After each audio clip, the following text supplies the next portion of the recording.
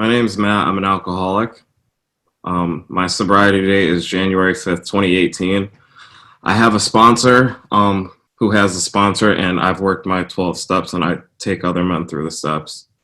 I'm going to share with you a little bit about my experience with step three. By no means am I the face for AA or anything like that. So for the new people, if you don't like what I'm saying, like I encourage you to come back for the message from somebody else.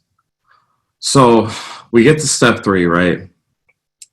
And it's saying I came to believe,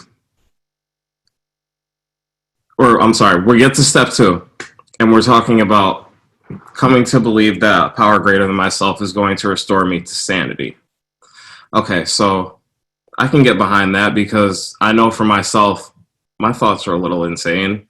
You know, I didn't come in here on a winning streak, and I highly doubt that any of us really did. And my best thinking got me here, and that's about all it did. So then when I come into step three,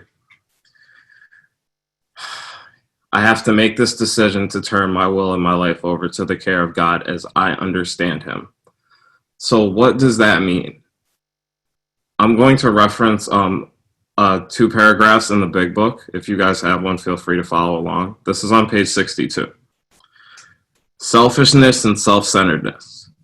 That we think is the root of our problems. Driven by 100 forms of fear, self-delusion, self-seeking, and self-pity, we step on the toes of our fellows and they retaliate. Sometimes they hurt us, seemingly without provocation, but we invariably find that at some time in the past, we have made decisions based on self, which later placed us in a position to be hurt. So this is the root of my problem. My problem with myself and with spirituality as a whole.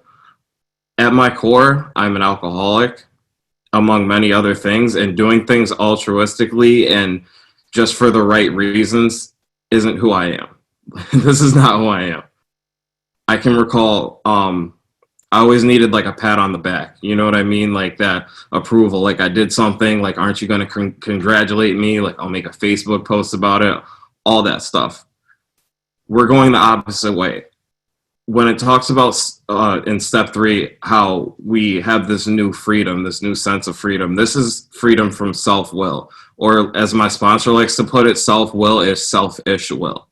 So I'll read into the next paragraph. So our troubles, we think, are basically of our own making.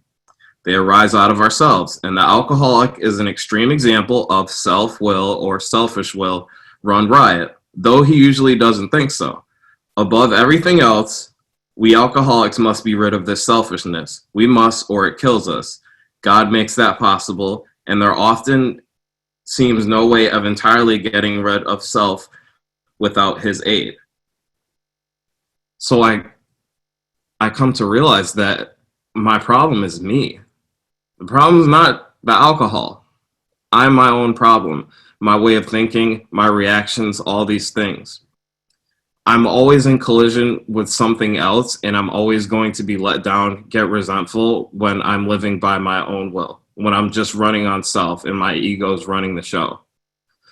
So when I'm taking step three, and it says this in the third step prayer, if you guys have gotten that far, relieve me of the bondage of self.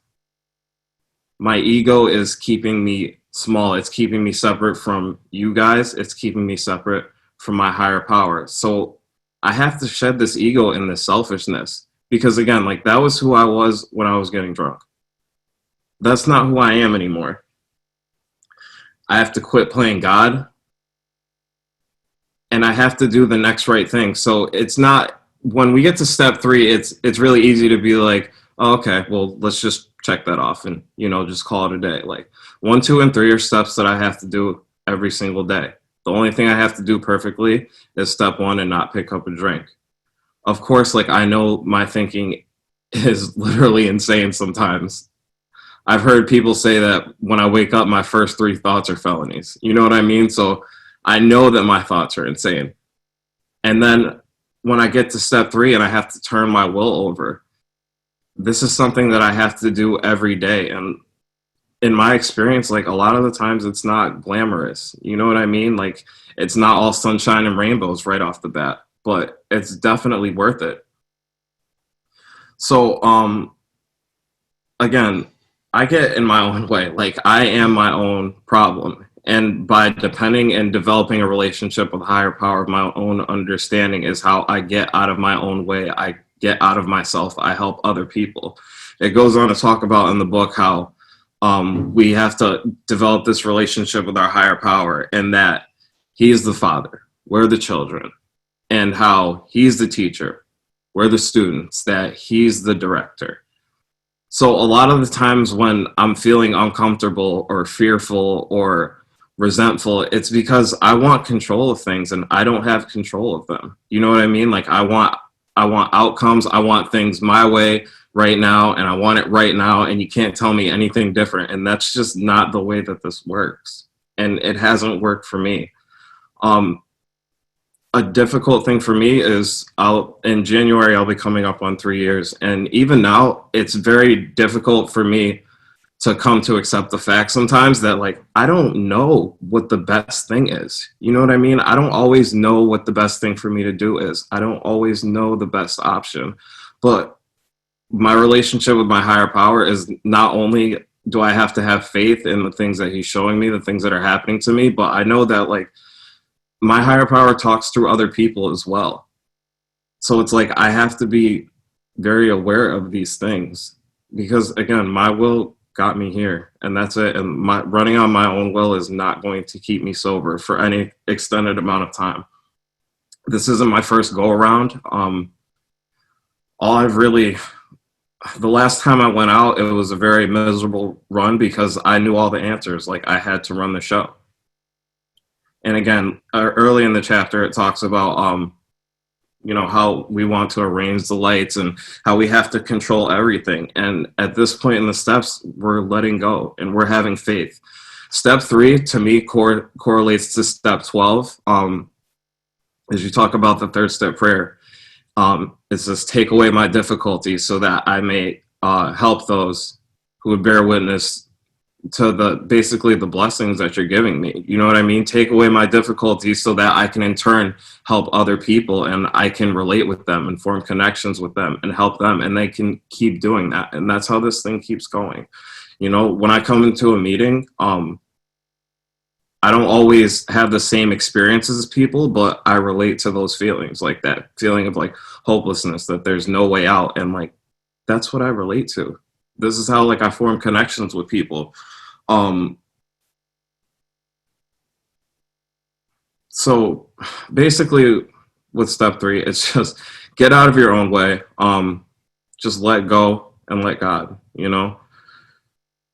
For me, it's still a daily practice. And like, this is something, again, one day at a time that I'm going to be doing for the rest of my life. You know what I mean?